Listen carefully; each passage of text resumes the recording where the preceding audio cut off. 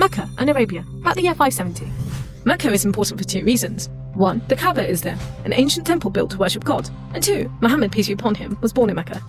Now, here's his name in Arabic. Nice. Back in the day, Mecca was a lawless place. The only way to be safe was to have backup. Lots of rich big brothers who'd beat up anyone who got in your way.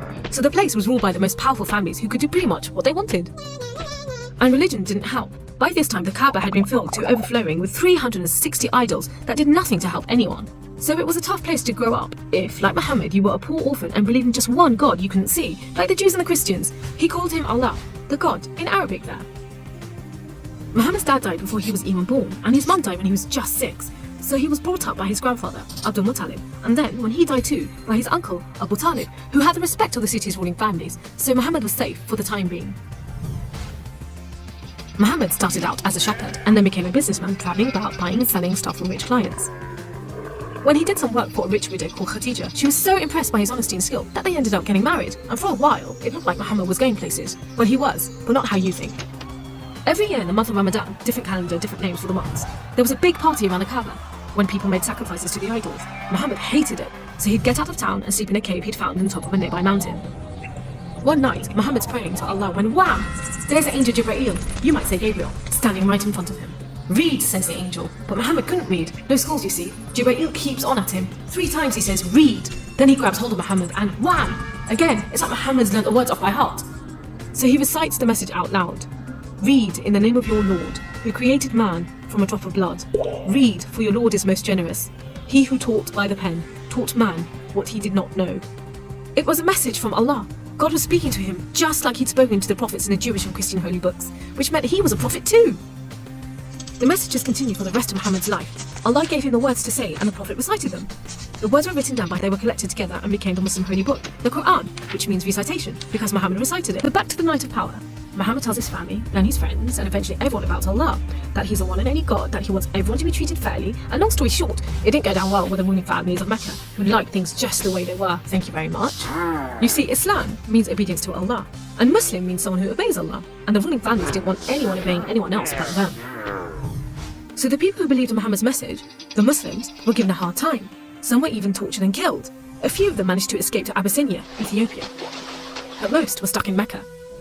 Muhammad also had to cope with the death of his wife, and then just a few weeks later, his uncle too. Feeling very down, he went to the Kaaba to pray to Allah one night. Then, the weirdest thing happened. Jibreel turns up, sits him on a winged horse called Al-Buraq, and flies him all the way from Mecca to Jerusalem. He prays with all the prophets who've ever lived. Then, he's taken up to the heavens to chat with some of the prophets, and then into paradise itself, where Allah tells Muhammad to pray 5 times a day and to stay strong. He's returned to Jerusalem, and then flies back to the Kaaba in Mecca. We call it the night journey, and Muslims still a much needed boost, and just as well, because there were more tough times ahead. So, there was this other city called Yathrib. The people there heard about Muhammad and his message, and invited him and his followers to join them. A few at a time, the Muslims left Mecca and made a dangerous journey across the desert to Yathrib. It's known as a hijra, which means migration, you know, like birds do. Muhammad and a few of his friends stayed in Mecca until everyone had got away and then made plans for their own escape. But the ruling families wanted to kill Muhammad while they still could, so 7 sons, one from each family, was sent in the middle of the night to stab the Prophet while he slept. But he was way ahead of them, and when they burst into the house, Muhammad was gone. Trackers were sent out to hunt him down. Muhammad and his best friend Abu Bakr took a roundabout route to try and shake off the pursuit, but the trackers were too good and slowly gained on them. So Muhammad and Abu Bakr hid in a cave and prayed that no one found them. The trackers found the cave all right, but they didn't bother going in to search. There was no way Muhammad could be inside, they thought. There was a spider's web over the mouth of the cave and a nesting bird at the entrance. He must have given them the slip. So off they went, leaving Muhammad and Abu Bakr protected by a spider and a bird. Muhammad made it safely to Yathrib, which was renamed Medina al-Nabi, the city of the Prophet, but most people just call it Medina. But Muhammad's worries weren't over yet. There were 3 big battles between the Muslims and the Meccans. First, the Battle of Badr, when Muhammad and just 313 men faced 1,000 Meccan soldiers. Miraculously, the Muslims won. Then, there was a Battle of Uhud, which didn't go so well. Some of Muhammad's men disobeyed his orders and ran off during the battle to raid the Meccans' camp, and so the Muslims were outmaneuvered.